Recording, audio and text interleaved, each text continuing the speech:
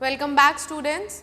Here we are with our second lecture from the same chapter that we were doing in the previous class, narrations, which is also known as reported speech.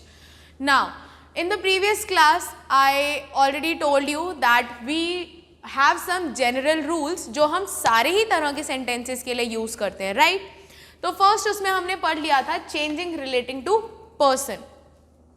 जब हमारा subject जो भी होता है reporting verb का वो change होता है according to the first person, ठीक है. The first person changes according to the subject, then the second person in the reported speech changes according to the object of the reporting verb, and third person में there is no change. आज हम पढ़ेंगे change in tense and then there are some time and place related changes. So पहले हम पढ़ते हैं present tense में कौन कौन से चेंजेस होते हैं. तो जब हमारे पास सिंपल प्रेजेंट टेंस का कोई भी सेंटेंस है उसको हम चेंज कर देते हैं किसमें, सिंपल पास्ट टेंस में. जब हमारे पास कोई भी सेंटेंस प्रेजेंट कॉन्टिन्यूअस का होता है तो हम उसको चेंज कर देते हैं पास्ट कॉन्टिन्यूअस में.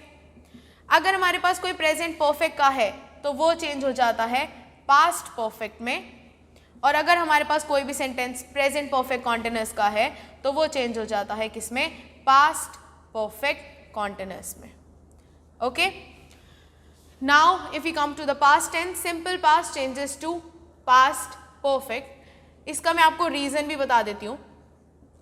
यहाँ तो बहुत सिंपल है, कोई भी चीज़ प्रेजेंट में हो रही है तो अगर हम उसको रिपोर्ट कर रहे हैं या नरेट कर रहे हैं तो वो बाद में ही करेंगे, तो सेम टेंस यूज करके सिर्फ उसको पास्ट में चेंज कर देते हैं. यहाँ पर तो ये होता है.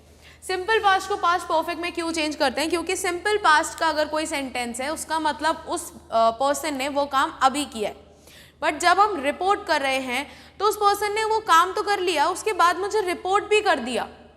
Again one action is overlapping the other, जो हमने टेंस में पढ़ा था.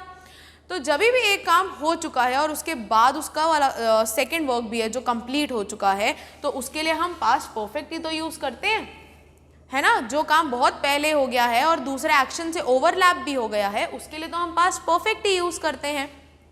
उसके बाद हम पढ़ते हैं पास्ट कॉन्टिन्यूअस टेंस. तो पास्ट कॉन्टिन्यूअस जो है वो चेंज हो जाता है पास्ट परफेक्ट कॉन्टिन्यूअस में, और जो हमारे ये दो रहते हैं पास्ट परफेक्ट और पास्ट परफेक्ट कॉन्टिन्यूअस, ये चेंज नहीं होते.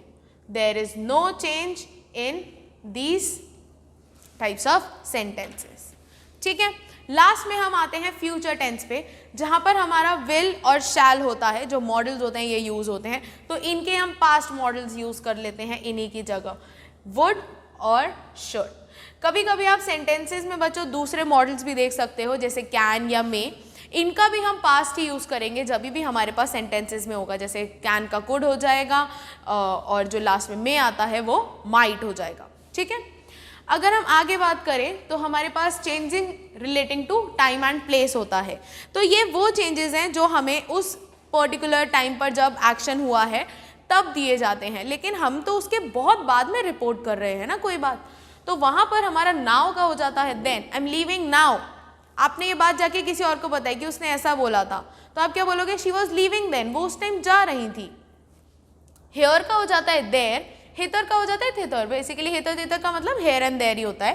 टुडे का हो जाता है दैट डे, टुनाइट का हो जाता है दैट नाइट, येस्टरडे का हो जाता है द प्रीवियस डे या फिर द डे बिफोर, और टुमारो का हो जाता है द नेक्स्ट डे और द डे आफ्टर. ये कुछ थोड़े से ही मैंने लिखे हैं और यही ज़्यादा इंपॉर्टेंट होते हैं, बाकी हम सेंटेंसेस में और ज़्यादा सीख लेंगे. एक बार आप अच्छे से बोर्ड को देख लीजिए. ये हमारे चेंजिंग टू पर्सन, टेंस और according to time and place होता है. ये सारे ही तरह के सेंटेंसेस में होगा, कुछ जिनमें नहीं होगा या अलग से कुछ रूल्स होंगे वो मैं आपको अलग से बता दूंगी, ठीक है. I hope this is clear. So अब हम सेंटेंसेस के अकॉर्डिंग रूल्स जानेंगे. तो पहले हम असर्टिव को देख लेंगे. Till the time I am wiping the board, keep your copies for the notes ready. Okay, ऐसे खाली नहीं बैठना है सिर्फ सुनने के लिए. Keep preparing the notes. Now will talk about the types of sentences के अकॉर्डिंग हम फर्स्ट सेंटेंस पे चलते हैं, जो कि होगा हमारा असर्टिव सेंटेंस. मैं आपको पहले असर्टिव सेंटेंसेस के अकॉर्डिंग स्पेसिफिक जो रूल्स हैं वो बता देती हूँ। अभी तक हमने जनरल रूल्स देखे थे जो सारे ही सेंटेंसेस में यूज होते हैं। स्पेसिफिक रूल्स वो है जो स्पेशली असर्टिव सेंटेंसेस में यूज होंगे। तो इसमें सबसे पहला जो रूल है हमारा वो हो जाता है सेड टू, इसको हम चेंज कर देते हैं टोल्ड में। अगर हमारे पास से टू है, दे से टू, तो उसको हम चेंज कर देते हैं टेल।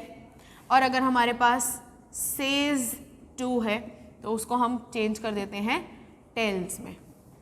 लेकिन अगर हमारे पास सिर्फ अकेले सेड, से या सेज हैं तो इनको हम सेम ही यूज़ करते हैं, इनके जगह पे फिर हम टेल टोल नहीं करते।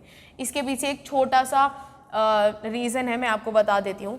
क्या होता है कि सेड जो होता है that is actually an intransitive verb, ठीक है, और टोल्ड जो है वो ट्रांजिटिव होता है। ट्रांजिटिव वर्ब का मतलब टोल्ड के पीछे हमेशा एक ऑब्जेक्ट होगा, बट सेड के पीछे अगर ये दे सेड, दे से और दे ही सेज अगर ऐसा लिख जाते हैं तो ये जो होते हैं ये होते हैं इंट्रांजिटिव वर्ब्स।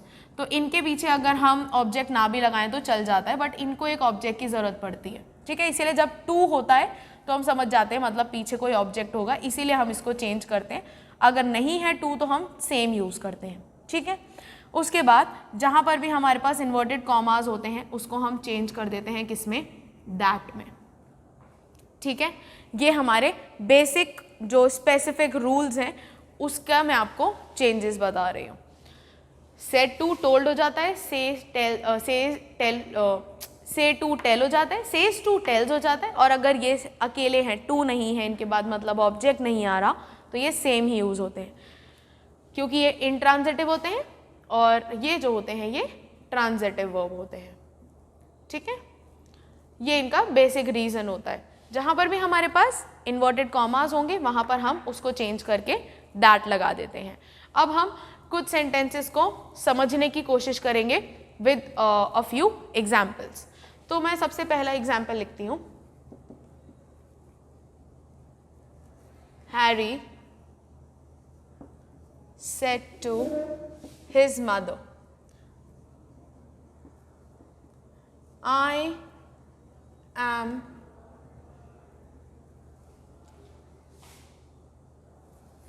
not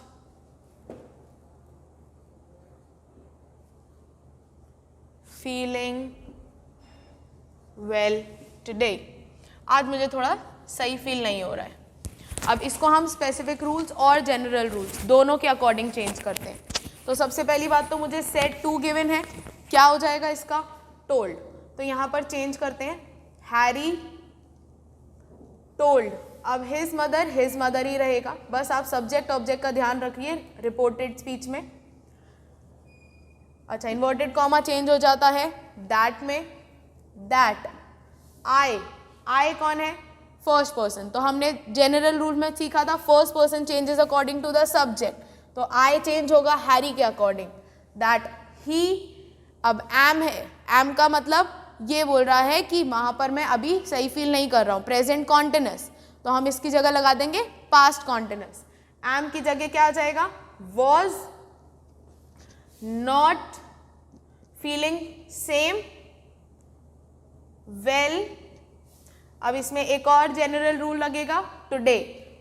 आप, हैरी ने वो चीज़ आज बोली है लेकिन आप तो उसको बाद में रिपोर्ट कर रहे हो, तो हम इसकी जगह क्या लिख देंगे, दैट डे, और इन्वर्टेड कॉमास नहीं आएंगे, ठीक है। ये तो था हमारा नेगेटिव का, ठीक है।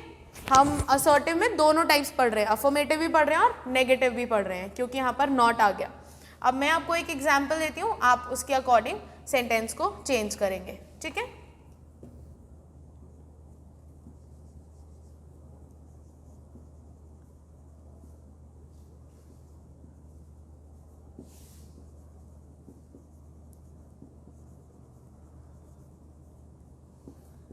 James said to his teacher,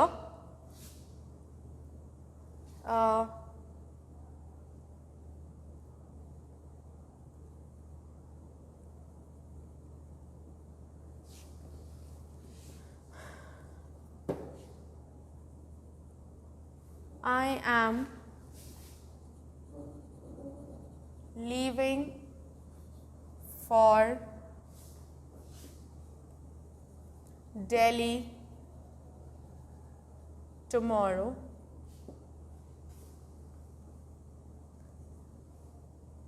And okay, converted till here, फिर बिग सेंटेंसेस को हम बाद में डील करेंगे. पहले आप ये वाले सेंटेंसेस को कंप्लीट करके अपनी नोटबुक्स में लिखिए, उसके बाद हम आगे नेक्स्ट सेंटेंस पे बढ़ते हैं. आई होप आपने कर लिया होगा वीडियो पॉज करके. So the next sentence. So now here I have written some like a few assertive sentences जिसको हम सॉल्व करके हर एक में अलग अलग प्रॉब्लम देखेंगे.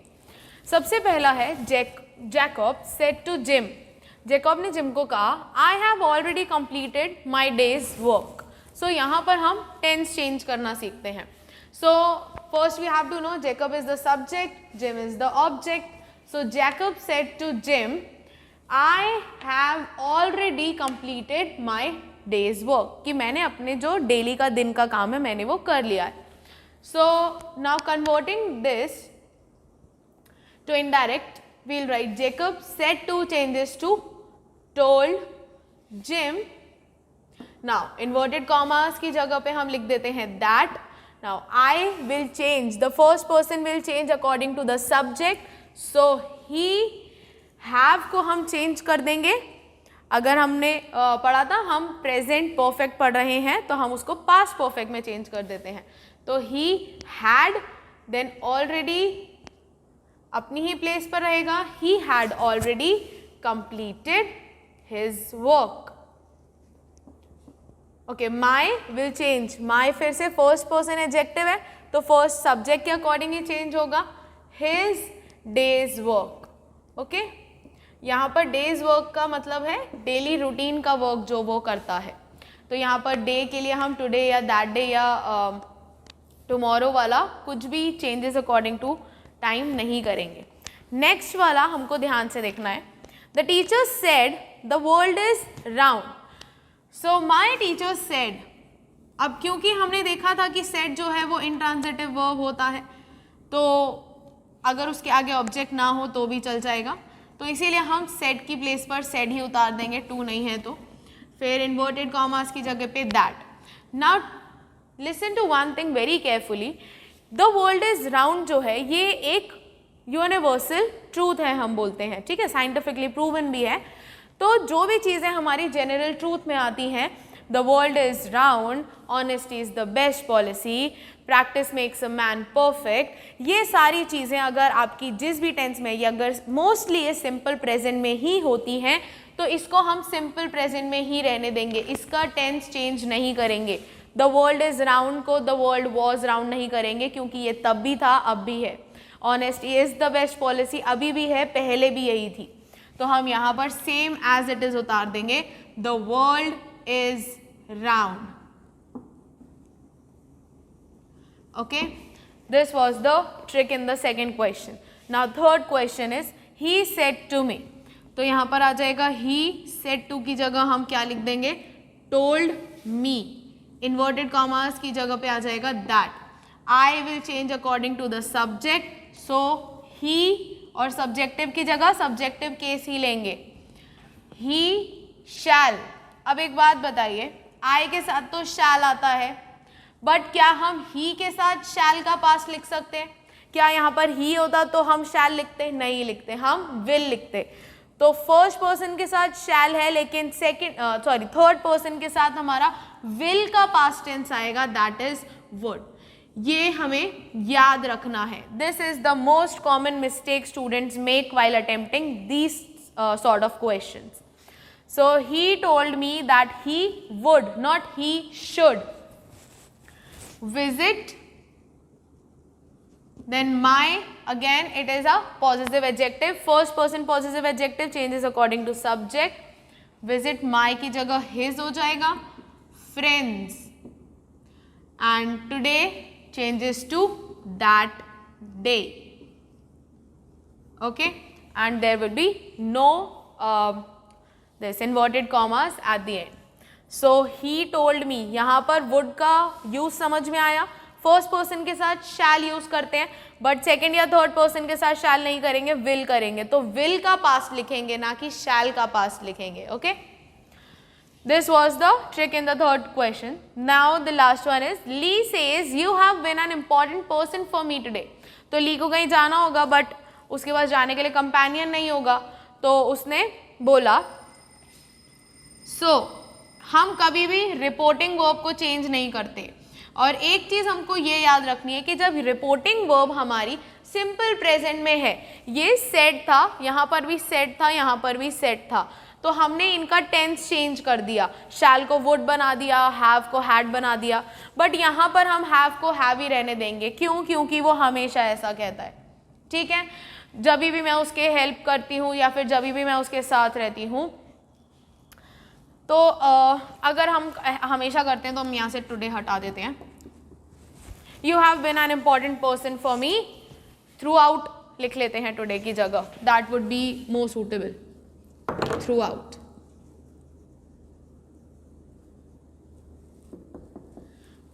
ओके, तो मेरे लिए बहुत इंपॉर्टेंट पर्सन रहे हो throughout, whatever his struggles were और whatever he was going through, उसके बीच में हमने काफ़ी हेल्प करी। सो ली सेज, ली हमेशा ही ऐसा बोलता है। जब वो हमेशा ही ऐसा बोलता है तो फिर ये तो यहाँ वाली बात आ गई कि हमेशा ही एक चीज़ सेम रहती है। सो यहाँ पर हम यू हैव को यू हैव ही रहने देंगे and will write Lee says that. अब यहाँ पर यू बोला है बट ऑब्जेक्ट नहीं दिया है, मैम किसके अकॉर्डिंग चेंज करें? सो अगर आपको यू गिवन है बट ऑब्जेक्ट गिवन नहीं है तो इट इज़ डीम्ड, ये मान लिया जाता है कि उसने हमसे बोला है। तो जब हमसे बोला है तो यू के लिए फर्स्ट पर्सन सब्जेक्टिव हम क्या रखेंगे? आई हैव बिन आएगा, हैड बिन नहीं करेंगे इसको, ठीक है, क्योंकि ये सिंपल प्रेजेंट में है। I have been an important person for him throughout. ठीक है, बाकी सेंटेंस को एज इट इज कॉपी करेंगे without the inverted commas at the end. So ये हमारे 4 ट्रिक्स थे जो हमें याद रखने हैं।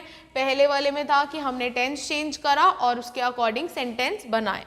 सेकेंड था जब हमारे यूनिवर्सल ट्रूथ या साइंटिफिक फैक्ट्स जो होते हैं, इन चीज़ों को अगर हम जनरल ट्रूथ की अगर हम बात करें, ये चीज़ें जब हम बोलते हैं तो वहाँ पर हम हमेशा उसको सिंपल प्रेजेंट में ही रहने देते हैं, वो जिस भी टेंस में है। उसके बाद अगर आई के साथ शैल है हमारे पास डायरेक्ट स्पीच में, तो वो इनडायरेक्ट में थर्ड पर्सन या सेकंड पर्सन के साथ विल का पास्ट यूज करेगा। और लास्ट में अगर हमारा रिपोर्टिंग वर्ब सिंपल प्रेजेंट में है तो उसके साथ हमारा जो सेंटेंस है वो सेम टेंस में रहेगा जिसमें वो डायरेक्ट स्पीच में हमको गिवन है। So these were the few sentences जिसमें हमें थोड़ा सा ट्रिक सीखना था in assertive sentences. Now we'll move to the next type of sentence, that is the interrogative sentence. पहले हम उसके रूल्स देखेंगे and then we'll move forward with the questions.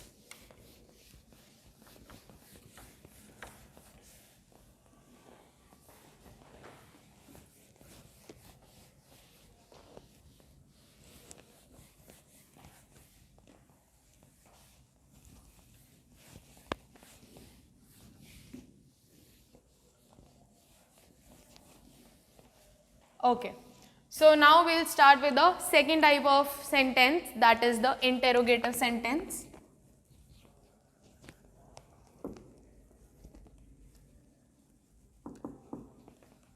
Now what are interrogative sentences? First of all, interrogative sentences are those sentences which are used to ask questions, जो हमसे questions पूछते हैं। अब questions जो है वो हमसे 2 तरीके से पूछे जाते हैं, या तो वो क्वेश्चन हमें येस और नो में आंसर करना होता है डायरेक्टली कि हाँ भाई ऐसा है या फिर ऐसा नहीं है, या फिर उस क्वेश्चन का हमें पूरा आंसर या एक्सप्लेनेशन देना पड़ता है।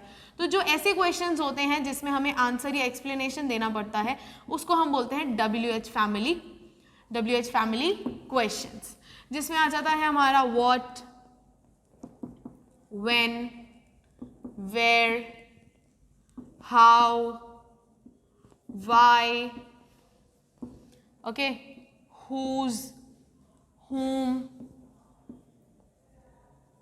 who, all these questions। दो WH फैमिली में how भी आता है, वो WH से स्टार्ट नहीं है but still it is included in WH फैमिली। सो जो भी क्वेश्चंस हमको आंसर हो जाते हैं डायरेक्टली येस और नो में, उनके साथ हमें एक अलग तरीके से जो रूल्स है वो फॉलो करने पड़ते हैं, और WH फैमिली के साथ हमारे रूल्स थोड़े से चेंज हो जाते हैं। तो जैसे कि हमने असर्टिव में पहले स्पेसिफिक रूल्स देखे थे, यहाँ पर भी हम पहले स्पेसिफिक रूल्स देखेंगे। सो स्पेसिफिक रूल्स क्या हैं? यहाँ पर अगर हमारे पास सेड टू होता है तो वो चेंज टोल्ड में नहीं होता है, आस्क्ड में होता है, इंक्वायर्ड में हो सकता है, ओके, और इंटेरोगेटेड में हो सकता है, ओके। उसके बाद अगर हमारे पास कोई भी सेंटेंस है जिसमें हमारे पास सेज टू है तो वो आस्क्स, इंक्वायर्स और इंटेरोगेट्स में हो जाएगा। बेसिकली हमको टेंस जो भी है उसी का ही फॉर्म रखना है, उसको चेंज नहीं करना है। अगर से टू है तो भी हम उसको आस्क में करेंगे, इंक्वायर में करेंगे एंड इंटेरोगेट में करेंगे। वहाँ पर हम इसको टोल्ड में कर रहे थे, टेल्स में कर रहे थे। यहाँ पर हम क्योंकि क्वेश्चन पूछ रहे हैं तो हम यहाँ पर आस्क या इंटेरोगेट्स या इंक्वायर्स में करेंगे फर्स्ट।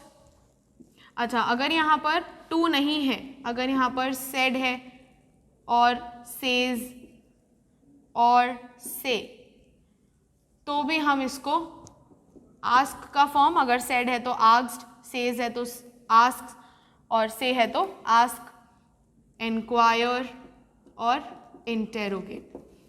ये वर्ड्स आएंगे ही आएंगे, ऐसा नहीं है कि इनके साथ टू नहीं है तो फिर ये चेंज नहीं होंगे, ये चेंज होंगे, ओके। नाउ जब हमारे पास येस और नो वाली कैटेगरी आती है, वहाँ पर हम क्वेश्चन के पहले इफ या वेदर का यूज करते हैं। वी यूज इफ और whether, okay. For example, do you have a pen? So he asked me if I had a pen, ठीक है। और जब भी हमारे पास WH, व्हेन, वेयर, तो यहाँ पर हम दैट का यूज नहीं करेंगे। यहाँ पर हम डायरेक्टली इन्वर्टेड कॉमास को हटाएंगे और WH फैमिली क्वेश्चन स्टार्ट कर देंगे, आस्क या इंक्वायर या जो भी वर्ड हमको यूज करना है अकॉर्डिंग टू द सेंटेंस, ठीक है। सो दो टाइप्स के पैटर्न हमारे पास होंगे, एक होंगे येस नो क्वेश्चन, एक होंगे WH family question. Yes no question होंगे तो इफ और वेदर का यूज करेंगे, WH फैमिली क्वेश्चन होंगे तो what, when, where, how, why, whose, whom का यूज करेंगे directly after the reporting verb. Reporting verb के बाद कोई ऑब्जेक्ट है तो लिखेंगे, अदरवाइज डायरेक्टली व्हाट से स्टार्ट कर देंगे, दैट, इफ, कुछ भी नहीं आएगा। So here I have written a few sentences and I'll help you convert these sentences into indirect speech from direct speech. So first sentence says, Mrs. Smith said to me, did you attend my class yesterday? So here this teacher, Mrs. Smith, she is basically not telling, she is not saying, she is asking. So we'll write Mrs. Smith said to की जगह पे we'll change it with asked me, ठीक है। Did you attend my class? अब जब भी हम did you से स्टार्ट कर रहे हैं तो इसका मतलब आंसर किस में आएगा, yes no में आएगा। तो जब भी आंसर yes no में आएगा तो मैंने आपको क्या बोला, जो yes no वाले क्वेश्चंस होते हैं वो हमेशा अपने साथ if और whether का यूज करते हैं। तो इनमें भी हम क्या करेंगे, if या whether के यूज से ही इस सेंटेंस को चेंज करेंगे। सो did you attend my class? So answer किस में आएगा, yes I did, no I didn't. So here I am writing if. Now Mrs. Smith said to me, object है यहाँ पर, तो जब ऑब्जेक्ट है तो you will change according to the second person will change according to the object. If I now did attend, no I didn't, yes I did. तो जब भी हम इसको कन्वर्ट करेंगे तो हमने क्या यूज़ किया था कि जब भी हमारे पास सेंटेंस सिंपल पास्ट में होगा, सिंपल पास्ट में ही हम डिड का यूज़ करते हैं। तो अगर हमारे पास सेंटेंस सिंपल पास्ट में है तो हमें उसे कन्वर्ट करना पड़ता है पास्ट परफेक्ट में। तो हम इसको पास्ट परफेक्ट के लिए हैड लगाते हैं, हमें ये बात पता है। और क्योंकि हम यहाँ पर क्वेश्चन पूछ रहे हैं लेकिन यहाँ पर हम किसी और को बता रहे हैं कि हमसे पूछा गया, पूछ थोड़ी रहे हैं, तो यहाँ पर हमें सेंटेंस को इंटेरोगेटिव से असर्टिव में बनाना बहुत ज़रूरी होता है। तो Mrs Smith asked me if I had attended my class, she is asking for herself. तो we'll write her class and yesterday का according to the time change हम लिख देते हैं the day before or the previous day. If I had attended her class the day before, पिछले दिन क्या मैंने उनकी क्लास अटेंड करी थी, उन्होंने मुझसे ऐसा पूछा। बहुत ज़्यादा कॉमन मिस्टेक कहाँ पर करते हो बच्चों आप लोग, आप इंटेरोगेटिव को इंटेरोगेटेड ही रहने देते हो, ठीक है। If had I attended the class, no it would be I had, और हैड इसीलिए लगाया क्योंकि यहाँ पर ये क्या था, सिंपल पास्ट था, बट मुझे इसको कन्वर्ट करना है पास्ट परफेक्ट में, इसीलिए हमने हैड लगाया। Okay, now here Karan said to his father, so he basically inquired or interrogated we can say, or mostly we'll write asked his father, उसने अपने पापा से पूछा। क्या पूछा, अच्छा इन्वर्टेड कॉमास तो आते नहीं है, इन्वर्टेड कॉमास की जगह क्या आएगा, इफ वेदर भी नहीं आएगा क्योंकि क्वेश्चन तो WH फैमिली का है। अभी अभी सीखा था कि WH फैमिली में इफ वेदर नहीं आता तो क्या आता है, तो हम डायरेक्टली क्वेश्चन स्टार्ट कर देते हैं। Karan asked his father, what will you gift me? अब what will you gift me तो हम किसी से पूछ रहे हैं, बट वो ऐसा बता रहा है कि मैंने अपने पापा से पूछा, ठीक है, या कोई और बता रहा है कि करण ने अपने पापा से पूछा कि वो उसको क्या देंगे। So what will you gift me? What will का will change to would. What would he, you will change according, second person will change according to the object. What would he gift?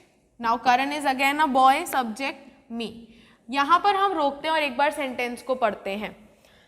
Karan asked his father, what would he gift me? What would he gift me और what would he do, तो फिर से question बन रहा है। बोल के देखो, what would he gift me on my birthday, question है ना, जबकि हमने क्या बोला, क्वेश्चन को इंटेरोगेटिव सेंटेंस में चेंज करना होता है। तो हमने टेंस क्या पढ़े थे, टेंस में हमने एक चीज़ पढ़ा था कि भाई जब भी हम हेल्पिंग वर्ब को उठा के सब्जेक्ट के पहले रख देते हैं तो वो इंटेरोगेटिव बन जाता है।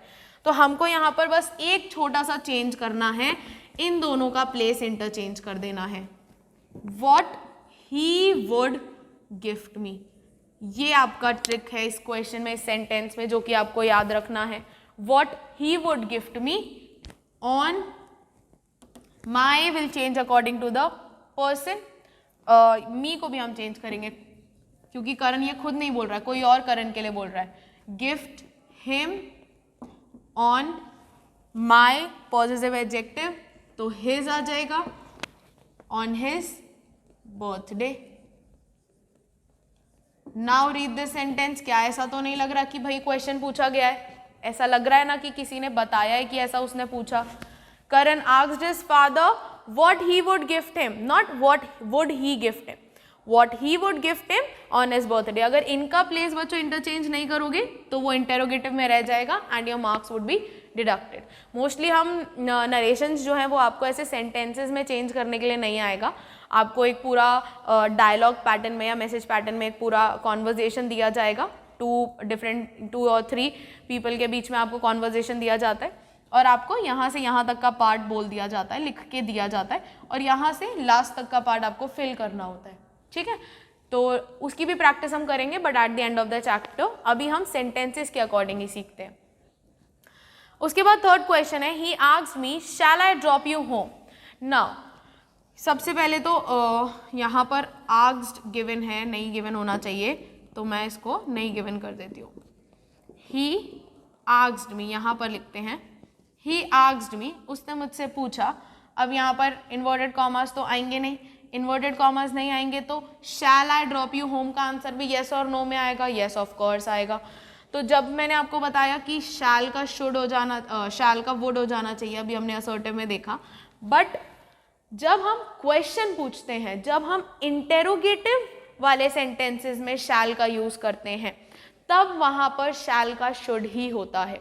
सिर्फ असर्टिव सेंटेंसेस में होगा जहाँ पे शैल का वुड हो जाएगा पर्सन चेंज अकॉर्डिंग, पर्सन के चेंज के according.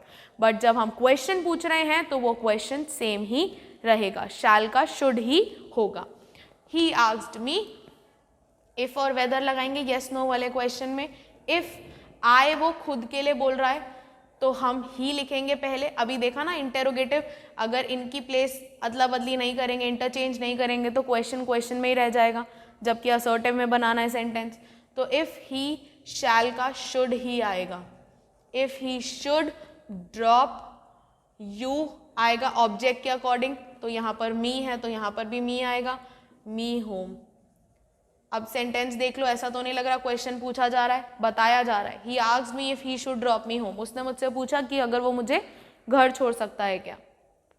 Okay, now mom said to me where have you been all day long. ये बहुत ईजी है, इसमें कुछ भी नहीं है और इसमें लाइक टेंस के अकॉर्डिंग ही आपको चेंज करना है। ये वाला आप खुद करेंगे। Number 4, I have taught you the main tricks जो हमको यूज़ करनी होती हैं। सबसे पहला टेंस चेंज करना है, सेकंड प्लेसेस चेंज करनी है, एंड थर्ड में शैल का शुड ही होगा जब क्वेश्चन पूछा जाएगा। ठीक है, so children this is all for this lecture. Now in the next lecture we are going to read the next 3 types of sentences, तीनों का हम एग्जाम्पल्स देखेंगे। ठीक है, this is all for this particular lecture. Keep learning, keep practising and keep growing.